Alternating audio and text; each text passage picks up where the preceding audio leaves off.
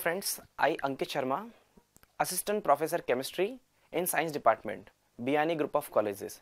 Today I am going to deliver a video lecture on UV spectroscopy. जैसा कि हम पहले बात कर चुके हैं UV स्पेक्ट्रोस्कोपी के अंदर कि यहाँ हमें लैम्बडा मैक्स निकालने के लिए किसी भी कॉन्जुगेटेड पॉलीइन की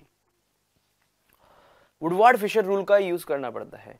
तो बेसिक प्रॉब्लम जो स्टूडेंट्स के साथ ऑब्जर्व की जाती है वो ये होती है कि उन्हें इस फॉर्मूले को या इस रूल को ऑपरेट करना नहीं आता है। तो today we will discuss about the Woodward Fisher rule for the calculating lambda max in polyenes. Students, हमारे पास तीन टाइप की पॉलीइन्स अवेलेबल होती है। First one is acyclic, second one is the homoannular diene and third one is the heteroannular diene. The base value for the acyclic diene is 217 nanometer, and in homoannular and heteroannular diene the base value is same, that is the 214 nanometer. Here also the 214 nanometer. But in the case of homoannular diene, their increment of 39 nanometer will be takes place, so the base value is completely 253 nanometer. So we can say that here when we operate the homoannular diene, we will use the base value is 253 nanometer. अगर हमें base value पता है किसी भी system की, चाहे वो acyclic हो या फिर साइक्लिक हो, साइक्लिक में हम उसको दो पार्ट में क्लासिफाइड कर सकते हैं। First one is the homoannular and second one is the heteroannular. तो हमें जब कोई होमोएन्युलर का केस मिलता है तो हमें बेस वैल्यू 253 नैनोमीटर ही कैलकुलेट करनी होती है। और ये 253 नैनोमीटर जो बेस वैल्यू आ रही है वो कहां से आ रही है? यहाँ जो बेस वैल्यू एक्चुअल है वो 214 नैनोमीटर है, इसमें 39 नैनोमीटर का इंक्रीमेंट मिल रहा है।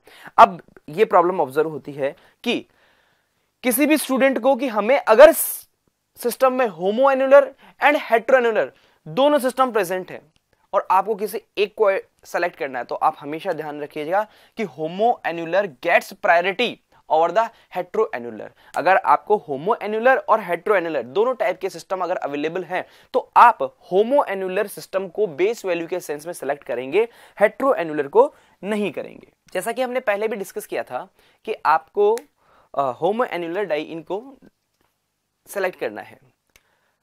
अब यहां हमारे पास ये जो सिस्टम अवेलेबल है ये है होमोएन्युलर डाइइन, जबकि यहां पे जो सिस्टम अवेलेबल है that is the heteroannular diene. सो हम अगर बेस वैल्यू जो सेलेक्ट करेंगे वो होमोएन्युलर के सेंस में करेंगे, और ये जो कॉन्जुगेशन में एक्स्ट्रा डबल बॉन्ड प्रेजेंट है इसे हम डबल बॉन्ड एक्सटेंशन के सेंस में ही काउंट करेंगे। ठीक इसी तरीके से यहां पे भी है, ये होमोएन्युलर डाइइन हो गई, जबकि यहां चेक किया जाए तो this is the heteroannular diene और this is also the heteroannular diene, but we will select as the base value homoannular diene and remaining conjugated double bonds are considered as a double bond extension. अब हमें यहां पर एक term और check करनी है, that is the exocyclic double bond. Exocyclic double bond, exocyclic double bond जो होते हैं वो कुछ इस तरीके से होते हैं कि किसी रिंग के बाहर इस तरीके से जो डबल बॉन्ड प्रेजेंट होते हैं उसे एक्सोसाइक्लिक डबल बॉन्ड हम कहते हैं। एक्सोसाइक्लिक डबल बॉन्ड का मतलब क्या होगा? किसी रिंग के बाहर इस तरीके से जो बाहर की तरफ प्रेजेंट डबल बॉन्ड होते हैं उसे हम एक्सोसाइक्लिक डबल बॉन्ड की कैटेगरी में कंसिडर करते हैं। अब एक क्वेश्चन ये अराइज होता है कि हर एक एक्सोसाइक्लिक डबल बॉन्ड को काउंट किया जाएगा क्या? तो हमारे दिमाग में एक फंडा जो कंसेप्ट के फॉर्म में क्लियर होना चाहिए कि जो एक्सोसाइक्लिक डबल बॉन्ड होते हैं वो हर एक इंडिविजुअल रिंग के सेंस में काउंट किए जाते हैं।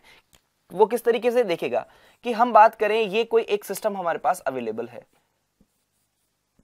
देखिएगा अब इस सिस्टम में एक ही डबल बॉन्ड प्रेजेंट है, लेकिन ये डबल बॉन्ड इस रिंग के लिए भी एक्सोसाइक्लिक है, और आप इस रिंग के लिए चेक करेंगे तो यहां इस रिंग के लिए भी एक एक्सोसाइक्लिक डबल बॉन्ड है। तो डबल बॉन्ड तो एक ही है लेकिन दोनों रिंग के लिए एक्सोसाइक्लिक का वर्क करता है, तो हम यहां बोलेंगे कि यहां पर जो एक्सोसाइक्लिक डबल बॉन्ड है वो काउंट किए जाएंगे 2, और हर एक एक्सोसाइक्लिक डबल बॉन्ड के लिए जो इंक्रीमेंट लगता है उसे हम कहते हैं +5 नैनोमीटर।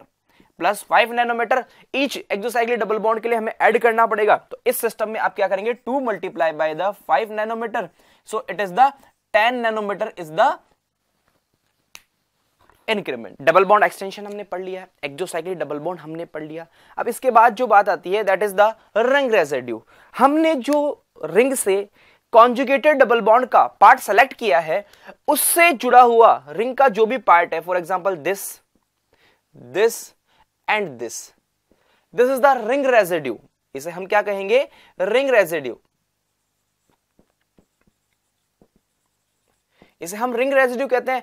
और इस सेलेक्टेड पार्ट से अगर कोई एल्काइल सब्स्टिट्यूएंट जुड़ा हुआ है तो उसे हम एल्काइल सब्स्टिट्यूएंट के सेंस में कंसीडर करते हैं। तो हर एक रिंग रेजिड्यू और हर एक एल्काइल सब्स्टिट्यूएंट के लिए हम जो इंक्रीमेंट लगाते हैं that is the +5 nanometer for each. हर एक रिंग रेजिड्यू और हर एक एल्काइल सब्स्टिट्यूएंट के लिए आप जो इंक्रीमेंट कंसीडर करेंगे वो +5 नैनोमीटर का करेंगे। सो अगर हम इस केस की बात करें तो यहां पे देखिएगा, एक ring residue, 2 ring residue and 3 ring residue. तो 3 रिंग रेजिड्यू के लिए हम क्या करेंगे? इसे मल्टीप्लाई करेंगे by 3। So here the 15 nanometer is the increment. और एक एल्काइल सब्स्टिट्यूएंट है तो वही +5 नैनोमीटर।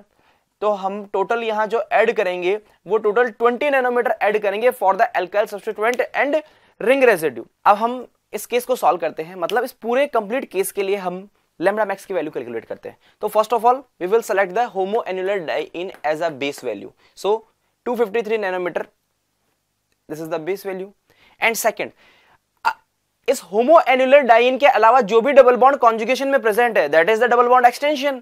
उस डबल बॉन्ड एक्सटेंशन के लिए, हर एक डबल बॉन्ड एक्सटेंशन के लिए हम लोग +30 नैनोमीटर का इंक्रीमेंट ऐड करते हैं। तो यहां हमने 30 नैनोमीटर ऐड कर दिया।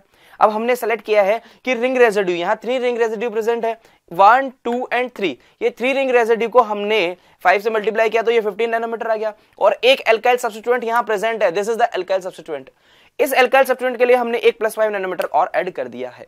ठीक है, अब हम कहते हैं कि एक्सोसाइक्लिक डबल बॉन्ड के लिए हमने +5 नैनोमीटर ऐड किया है। अब यहाँ एक्सोसाइक्लिक डबल बॉन्ड हमें चेक करना है। तो ठीक आप इधर देखिएगा कि यहाँ ये जो है this is the exocyclic double bond, ये इस रिंग के लिए एक्सोसाइक्लिक डबल बॉन्ड का फंक्शन प्ले करता है। तो यहाँ +5 नैनोमीटर और ऐड हमने कर दिया।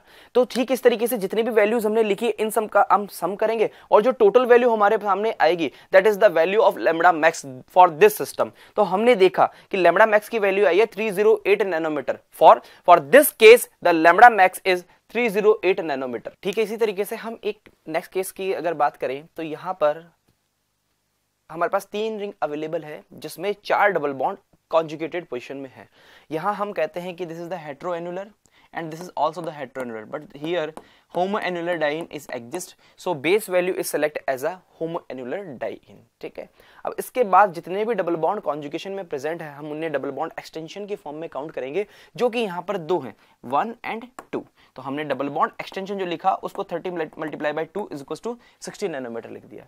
अब हम यहाँ कहते हैं कि जो हमारा सेलेक्टेड पार्ट है उस पार्ट से जो जुड़ा हुआ रिंग का जो भी पार्ट है that is the ring residue. तो हम बोलते हैं एक तो यहां से ये सिलेक्टेड पार्ट अटैच है रिंग से, एक यहां से अटैच है, एक यहां से अटैच है और एक यहां से अटैच है। तो टोटल कितना पार्ट हो गया? 4। तो हमने रिंग रेजिड्यू को काउंट किया 5 multiply by 4 is equals to 20 nanometer. ठीक है, अब हम कहते हैं कि जो एल्काइल सब्स्टिट्यूएंट है this is the alkyl substituent this and this. तो 2 multiply by 5 so it is the 10 and 1 is the exocyclic double bond, so the sum of the all values is observed out 348 nanometer for this molecule.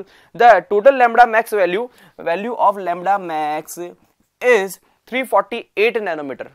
Thanks for watching video. Please like, comment, share and don't forget to subscribe our YouTube channel and visit our website gurukepio.com. Thank you and thank you so much.